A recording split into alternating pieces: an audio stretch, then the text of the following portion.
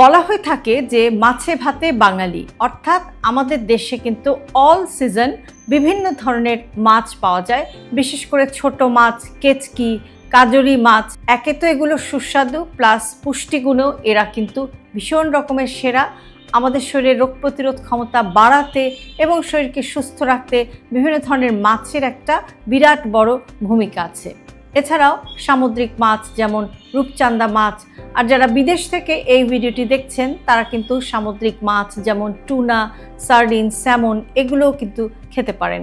American heart association recommend করছে যে সপ্তাহে অন্তত 2 দিন আপনার খাবারে একটু সামুদ্রিক মাছ রাখার জন্য তারা বলছে।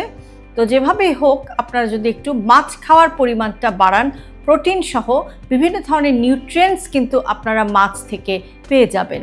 অনেক মাছ আছে যেগুলো আসলে আমাদের নাগালের বাইরে, যেগুলো আমরা ইভেন মধ্যবিত্ত ফ্যামিলি থেকেও কিন্তু আমরা কিনতে পারি না।